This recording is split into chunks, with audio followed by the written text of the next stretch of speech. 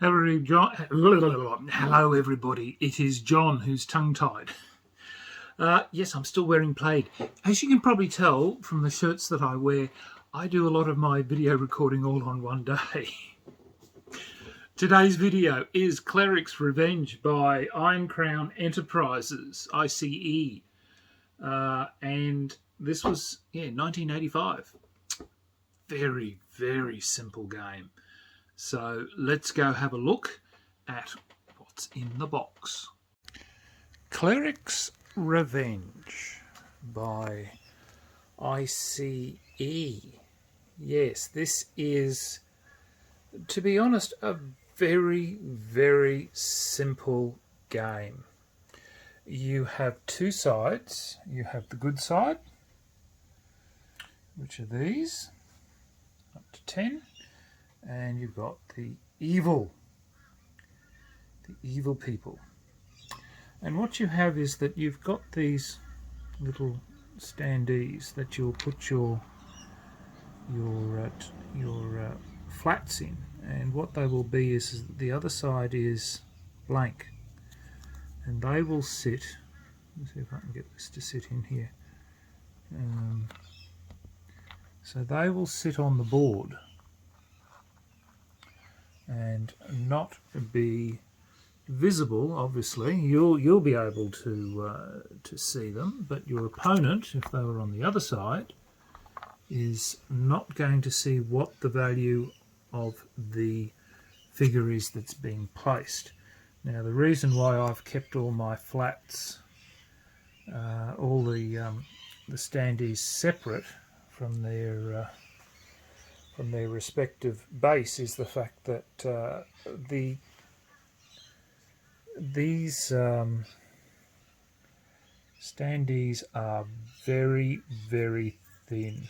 Now, they are laminated on the side where the artwork is, but they are just base card on the other, and they are sadly very, very flimsy. And I can see that were I to mount them on their standees, on the stands, and leave them in the box, they will bend and warp due to, unfortunately, the weather that we have here. Yes, it would mean quite a bit of time setting up and taking down this game. Now, you have traps, and you have essentially 4 of them at your disposal, of which 3 are real and 1 is a fake, which you can place on the board. Then you've got, for instance, the evil side has got a ballista, which fires obviously a bolt, and the bolt will travel along whatever hex side that it was launched from. So it'll stop if it hits an object. So obviously you want to set them up where there is a good clear line of sight. Now, the basic game works on every unit moves 1 space, and combat is resolved by the lower value defeating a higher value. So all you have to do is move your piece into another opponent's piece, you reveal, and that is the fairly sure I got that right. I don't think there was a dice roll involved with that. I don't think there was. So the objective anyway is that you need to capture your opponent's gold.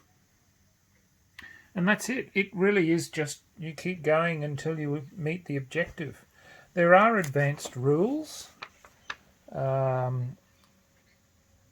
which give you movement points, but once you have the movement points running, you can obviously know what your opponent is going to have. So if something's going to move 4 movement points, then you know it's going to be a 9 value, 10. It's going to be the catapult or the Kingslayer or the Cleric. So yeah, as I said, it is really a very, very simple game. Certainly good, I think, just for the kids. This is interesting. Really, when you look at it, there's only 3 pages. 3 pages of rules. This was a 1985. This game was released, and you know, it was okay. It was just a nice, simple filler. The dice were used if you used one of the optional rules, which are at the back here. So they've got a whole heap of optional rules that where you use the additional game pieces, game boards, which are these. Otherwise, you're just using the 4 boards that are there. Then you've got terrain effects. You've got combat results, which means then you're looking at this table. You're rolling the 2 dice, and your values have to be equal to or under to capture your opponent's piece. Then you've got the wizards and the clerics can have some spells. The good army archers, you had the flying fours, so the floors can move. But as I said, once you see them doing these, you know exactly what the piece is. So it's sort of, yeah, I don't know. It's an okay game. I wouldn't say that it's brilliant, but for an introductory game for kids to play, I think that it would suit, you know, younger players perhaps more than older players. I think obviously Battle Law, I think, is a far, far better game. So anyway, if you've got it, if you've played it, let me know what you think. So thanks very much for your time. Till next time, signing off, the Honourable John.